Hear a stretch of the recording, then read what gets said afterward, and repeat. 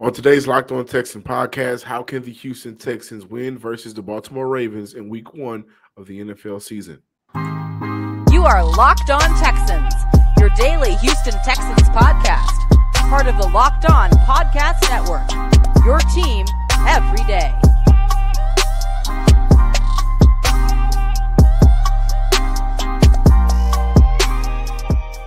Welcome in, everybody, to a Friday episode of the Locked On Texan podcast, a part of the Locked On Podcast Network, your team every day. Thank you to our returning listeners. And if you are new to the Locked On Texans podcast, be sure to subscribe, like, and comment to the Locked On Texans podcast, wherever you get your podcasts, including YouTube as well. I'm your Texans football analyst, John "Some Sports Guy" Hickman. And, of course, joined by none other than Texas Credential Media member, Sports Illustrated's own Cody Davis. We look at our bold predictions for the 2023 season. How could the Houston Texans win versus the Baltimore Ravens? And what would you count as a win for the Houston Texans against the Baltimore Ravens? Well, we kick off today's show with the injuries, and we have a one-on-one with Kendrick Green. Yeah, man. And before we get in talking to Kendrick Green, John, listeners and viewers, man, I'm not going to lie to you guys. And I even said this on a crossover show as well. But injuries has really kind of taken the excitement out of the season opener for the Texans. Look, I understand it. I get it. Yes, this is the dawn of a new era. However, the injury report as of right now, Blake Cashman, John Metchie, and Jimmy Ward, all three of those guys were a non-participant during Thursday's practice. As a matter of fact, none of those guys had participated in practice throughout the whole entire week. So without a shadow of a doubt, those three guys will not be suiting up against the Baltimore Ravens on Sunday. Christian Harris and Darrell Goombawale, those two guys were limited. So, there is a chance, a slight chance that they're going to see the field. And John, the biggest injury, I know the news came out on Wednesday, but of course, due to the crossover show, we really did not get an opportunity to really dive in on it. But that was the unfortunate news surrounding Tytus Howard. Let's call it what it is. He sustained a setback with his recovery. The Houston Texans did put him on IR, and he is projected to miss the first 4 games of the regular season. But what I would like to say, I did see him in the locker room Thursday morning following practice, and he was in good spirits. He did not have that hand wrapped up. So hopefully, after the game against the Pittsburgh Steelers, that can be his official season debut. But as of right now, I just think injuries is really going to hamper the Houston Texans, at least for the first game of the season.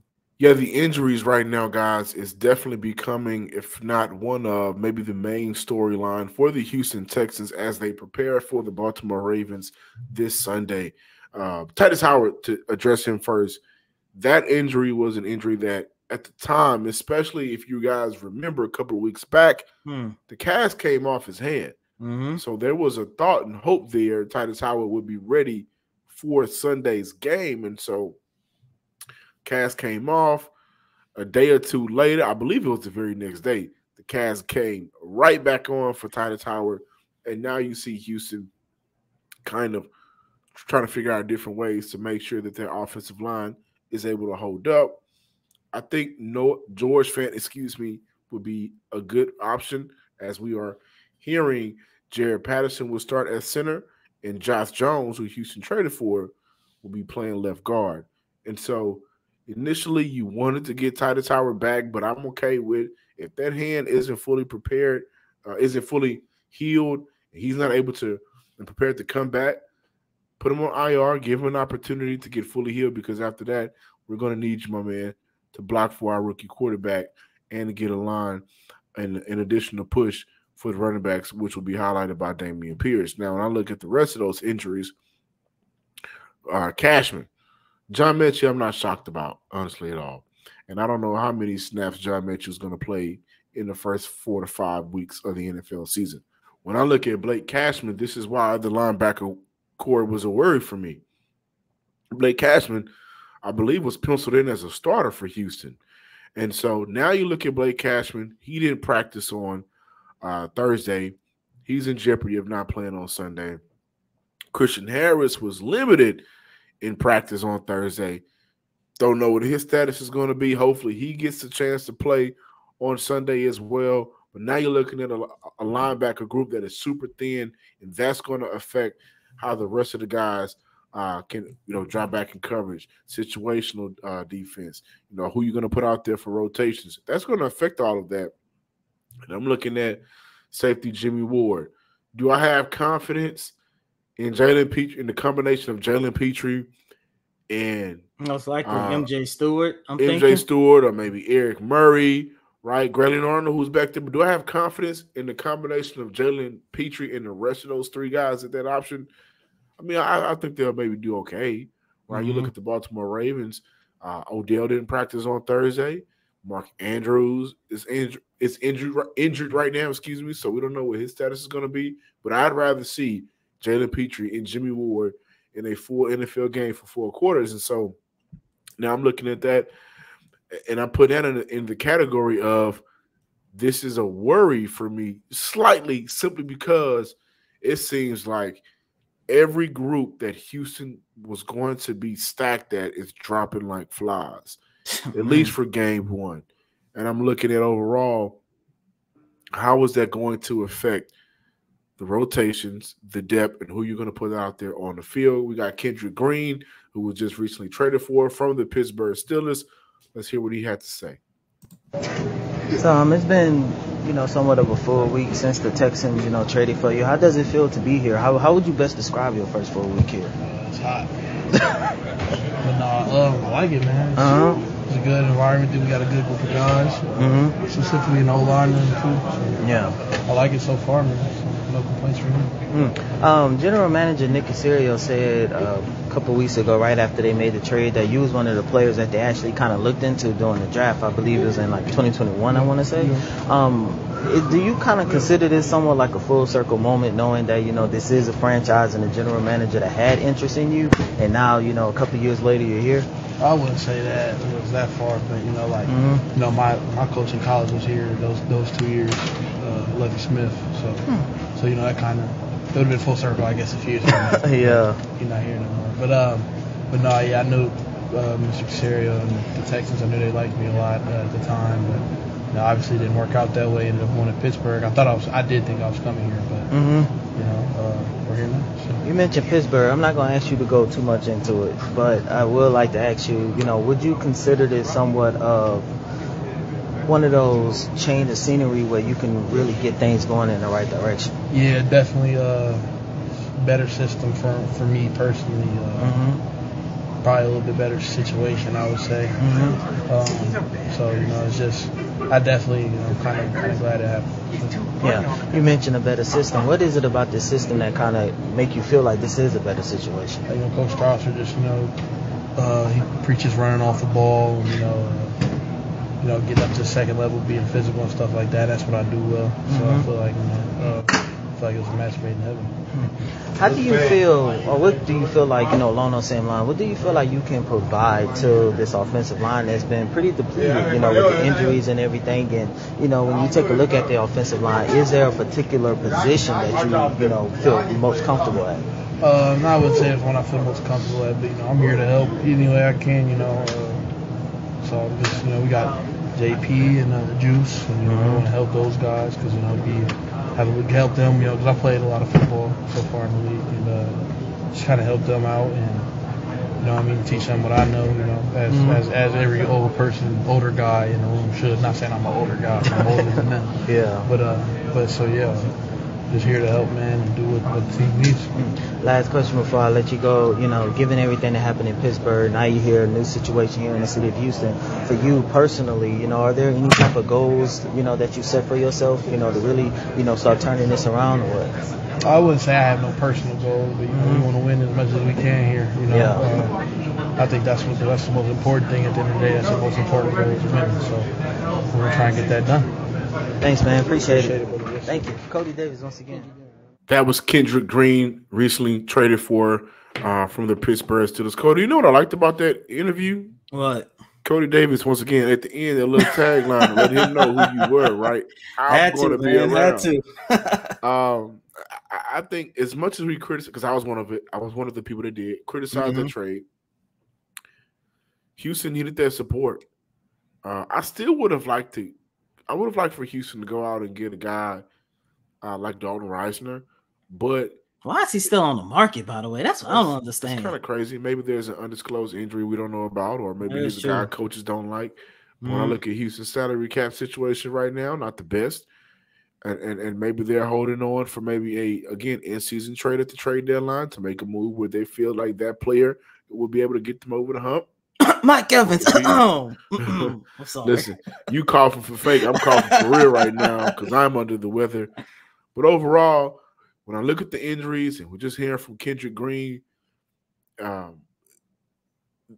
offensive line needed those bodies. Plain and simple. And when you go into week one heading up against a Baltimore Ravens team, they have their own question marks. You still want to be prepared because as of right now, within the last 2 weeks of long, bodies are dropping. So I do want to end this off by saying, for all of the injured Texans out there, injured NFL players, speedy recovery. We definitely want to make sure that we get everybody an opportunity to get back on the field as healthy as possible, as soon as possible, especially here in Houston. Tytus Howard, right? Definitely want to see my man up front, number 71, on that field as soon as he is healthy. You don't have to choose between better hair growth and your health. Nutrafol provides a whole body health approach for men that promotes healthier hair. No drugs, no compromises, just better hair. Men think losing their hair is inevitable. Take control of your hair's future with Nutrafol science-backed hair growth supplement for men. Did you know that 80% of men will experience hair thinning in their lifetime? It's normal, but it doesn't have to be your fate. You can get ahead of the curve of the thinning with Nutrafol. Men, aren't you tired of weakening and thinning hair? Do you want to reach your full hair potential? Leading hair growth supplement, Nutrafol helps improve your hair growth, visible thickness, and visible scalp coverage. Nutrafol is the #1 dermatologist recommended hair growth supplement clinically shown to improve your hair health, visible thickness, and visible scalp coverage. Nutrafol supports healthy hair growth from within by targeting root causes of thinning such as stress, hormones, environment, nutrition, lifestyle, and metabolism throughout whole body health. Take the first step to visibly thicker, healthier hair. For a limited time, Nutrafol is offering our listeners $10 off your first month subscription and free shipping when you go to Nutrafol.com/men and enter promo code LOCKEDONNFL. Find out why over 4,000 healthcare professionals recommend Nutrafol for healthier hair. Nutrafol.com/men. Again, that's Nutrafol, Nutrafol.com/men, and enter promo code LOCKEDONNFL. We've been talking a lot about first, against CJ and Coach Rico Ryan's making their debuts. But how do you feel with this being your first official game as the offensive coordinator? Yeah, I feel good. I mean, preseason definitely helps. I think it's the same for everybody. I've referenced this before when I was talking about the first preseason game against New England. I think the first time you're doing something, even if it's a hair different, a regular season game versus a preseason game, you feel that a little bit. The nerves go up a tad, but quickly, because of the training, they come back down and it's operation as normal. And I really anticipate that being pretty similar this game. I've mentioned before, I have a phenomenal support staff around me. Our offensive coaching staff does a great job helping me out in any way they can. So I feel good. Welcome back in, ladies and gentlemen, to this Friday installment of Locked On Texans. What you guys just heard was Bobby Slowik. Had an opportunity to ask him, how does he feel going into his official first game as the Houston Texans offensive coordinator? Because, John, you asked a very interesting question. What can the Houston Texans do to win their season opener against the Baltimore Ravens? As I mentioned on the crossover show on yesterday, I think this game is somewhat winnable for the Texans because the Baltimore Ravens, they are going through somewhat of an injury bug themselves. And not only that, yesterday I had an opportunity just to chop it up a little bit with Big Sarge, and Sarge made some really good points. Yes, this is going to be the first game, if he's able to play, that we're going to see Odell Beckham playing alongside the likes of Lamar Jackson. And I think that's going to be a really good duo. However, Sarge did point out that this is going to be Odell's first game in like almost 600 days. And that's going to be very telling, because if he is out there on the field, he's not going to be 100%. And especially when you consider the fact that he is dealing with a wounded ankle at this moment, you're definitely not going to get the Odell Beckham to where when he's healthy, he is still one of the most dangerous wide receivers in the league. However, with all that being said, John, I want to focus more so on your second question. What would you consider to be a win for the Houston Texans this Sunday? And I'm going to start with the offensive side of the ball and just say, I would consider this a win for the Texans if they could literally just move the ball, move the chain. I go back to what CJ Stroud and the offense was able to do in that second drive against the New Orleans Saints. I keep hampering on that because I truly believe that is what Bobby Slowik envisioned for this offense. I don't want to see a vanilla style offense. And not only that, I also don't want to see this offense become stagnant. Now, I must say, there's some rain in the forecast on Sunday, so I'm pretty sure that might mess up a lot of things as well. However, I look at a potential rain game for the Houston Texans as more so of a positive, because I'm like, okay, this is going to be another learning opportunity for CJ Stroud. And if he can move the chains in the rain, I think that's going to be a very big win for the Texans. I think what I would count as a win for Houston is you're looking at the Baltimore Ravens team that went out in the offseason. They signed Jadeveon Clowney. They made some changes to their defense. And, Cody, as you mentioned, they are a little banged up right now. But last year, Baltimore really wasn't as good as they have historically been at stopping the run. Last year, Houston wasn't too good at establishing the run. So I would like to see Houston go out there and establish the run, right, against a Baltimore team, which we don't know a lot about, even with the new faces and their ability to stop the run. Wink Martindale was in New York last year. The year prior, he was in Baltimore. And so those changes, I think, really did affect Baltimore, him leaving, going to New York, and they're having to figure out how they're going to play defense. Love to see Houston be very good on the ground. Baltimore allowed over 200 yards, I believe, on the ground last year, or close to it. Allow Houston, Dameon Pierce, Devin Singletary, you guys get active in the backfield. I think you should count that as a win. But also, Baltimore was a team that didn't allow a lot of conversions on third down. One of the things that I always have been talking about, especially since the drafting and arrival of CJ Stroud and bringing over Bobby Slowik, more efficient offense on third down. Mm-hmm. So I want to see Houston be able to keep drive alive, right? Back in the day, in the 60s and the 70s, keep hope alive. Keep hope alive. I want to see Jesse Houston Jackson keep drives alive and not do it the Jesse Jackson way, but do it the Texas way. Because if you do it, I'm not going to go there. But make sure that you continue to keep those drives alive, right? And to do that, don't be afraid, Bobby Slowik, to get creative, right? This isn't a team, from what we know right now, that has a offensive threat that you trust to win one-on-one battles 9 times out of 10. They do, but he plays on the offensive line, right? And so they got guys that have specific skill sets. Don't be afraid to get creative, and I think allowing guys to, scheme them up open so they can keep those drives alive, I think you count that as a win. But, Cody, you know what? Overall, just seeing CJ have an efficient game. This is a team that's been without a franchise quarterback for how long now? 3 years, 3 seasons. Was it 3? 2. Deshaun was on the roster 2 years ago, but he didn't play, so they didn't have him then. And then last year, you had 3 quarterbacks that took snaps. None of those guys were franchise quarterbacks. And so with Houston drafting CJ overall, the number 2 overall pick, he is their franchise quarterback. And so you just want to see him go out there and do some positive things. You want to see him go out there and be much more efficient and effective in the red zone. Hey, hello, something that Houston has struggled with since the departure of Deshaun Watson. And I go back to even further say that last year where Deshaun only won 4 games, they was not the best of red zone teams, right? We know how bad they've been in the past 2 seasons. And so when they get down there at 20-yard line, 15, 10-yard line, punch it in. Punch the ball in. And I want to see Will Anderson start his career. Houston traded a lot for this young man.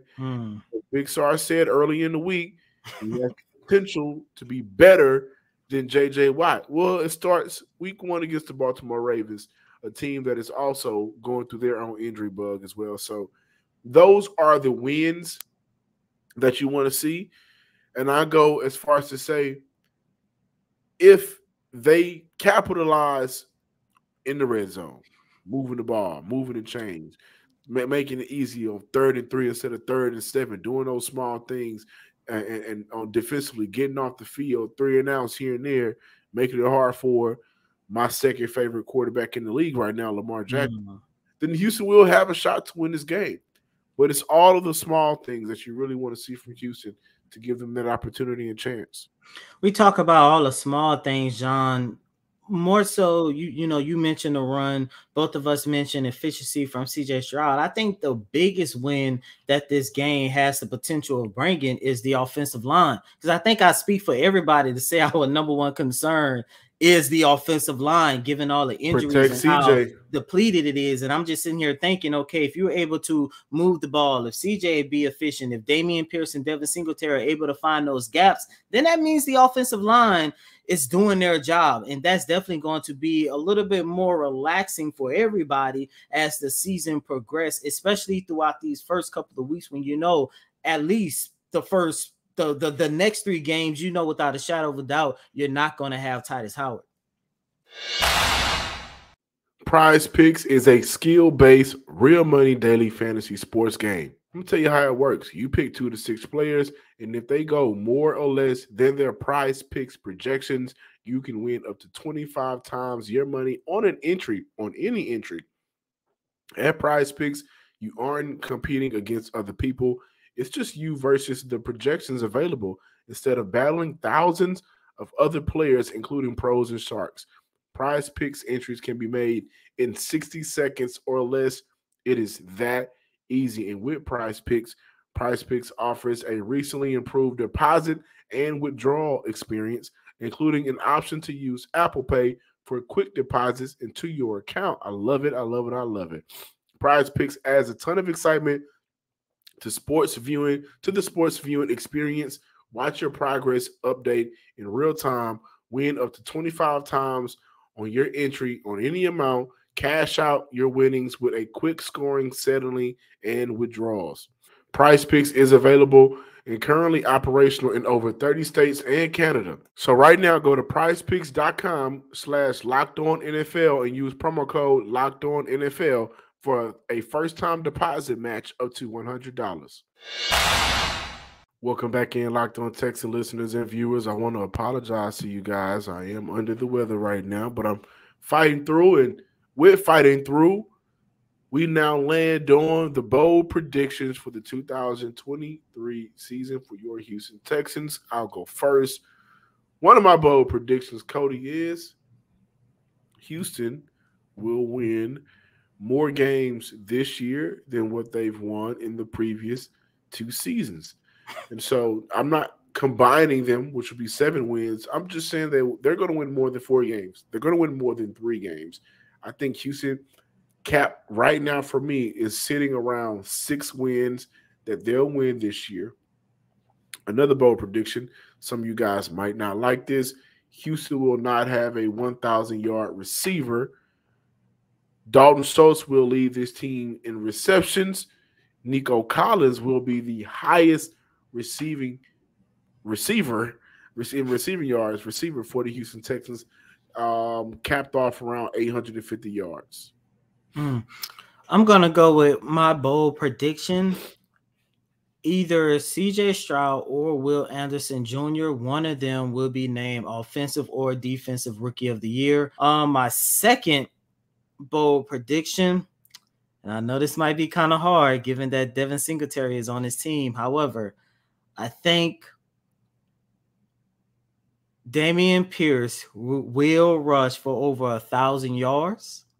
And for my last and final bold prediction, last year, Jalen Petrie led this team in interception with 5.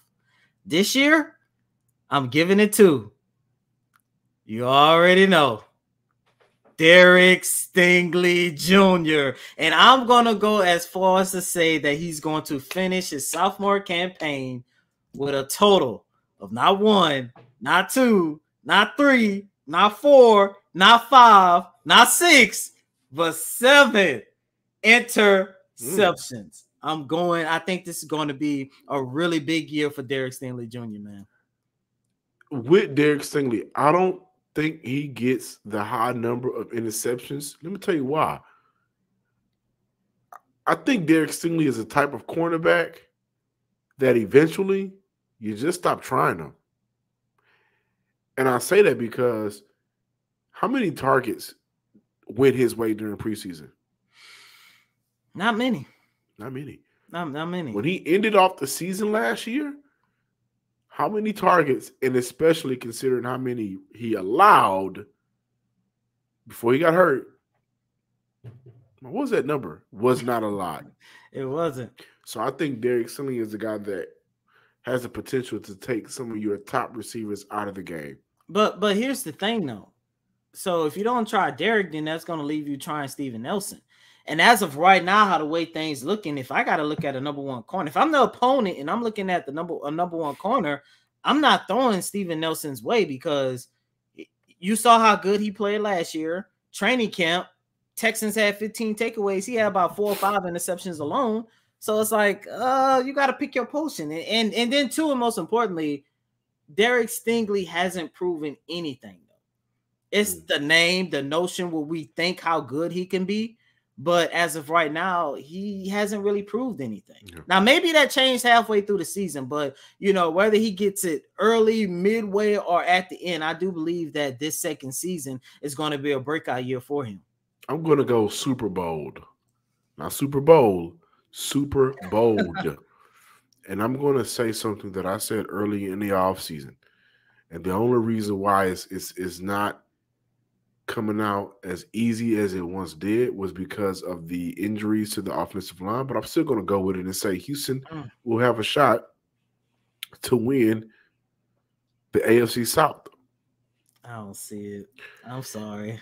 Thank you guys for checking out today's episode of the Locked On Texans podcast. Be sure to follow us on Twitter at Locked On Texans. Give me a follow. And as always, I'm your host, Cody M. Davis. Please remember to follow me on Twitter at CodyDavis_24. Once again, that's Cody, CotyDavis _24.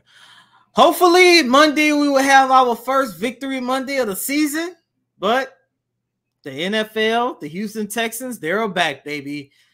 Until next time, ladies and gentlemen, peace.